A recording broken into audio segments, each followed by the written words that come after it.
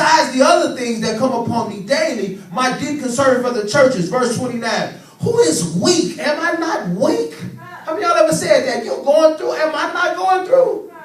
Who is made to stumble? Do I not burn with indignation? So Paul is saying, look at everything I've suffered for the sake of the gospel. And we're around here mad because people getting on our nerves. We're around here mad because they singing that song again. We're around here mad because, yes, we started late.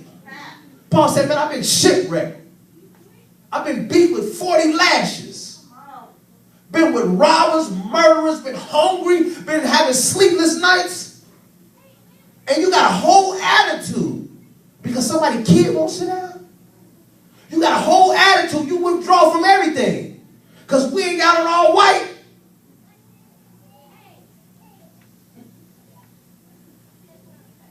Paul's giving us a what? A well-rounded picture.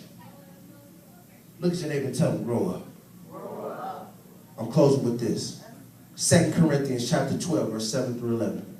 As a matter of fact, stand to your feet. This is what Apostle Paul says. Same book, next chapter down. He says, at least I should be exalted more above measure by the abundance of revelations. A thorn in the flesh was given to me, a messenger of Satan to buffet me, lest I be exalted above measure. In other words, this is what Paul said, y'all. Don't miss this part.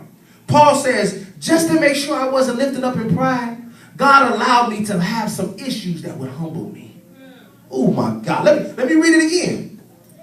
He says in verse 7, at least I should be exalted above measure by the abundance of revelations. That means God was speaking to Paul so much and giving him so much revelation that people will begin to exalt you.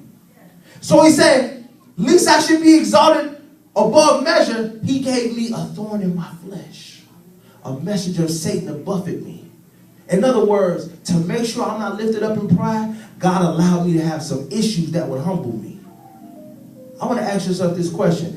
Is God allowing your issues to be prolonged to bring you to a place of humility? Yeah, he's talking.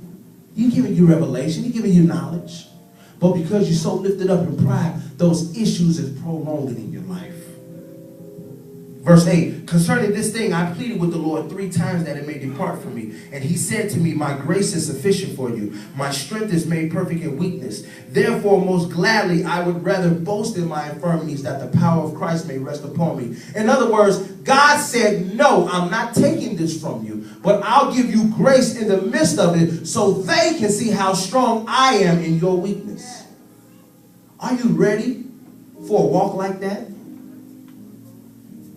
You think every time you pray, he's going to take it away.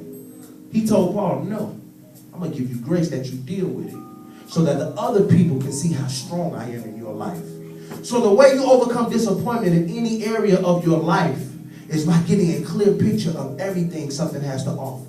You got to explore all the possibilities. You got to go into it ready to accept the good and the bad of what lies ahead. The reason we say for sickness and health, for rich or for poor, through good times and bad, is to prepare you for everything that marriage has to offer so you won't panic and walk away.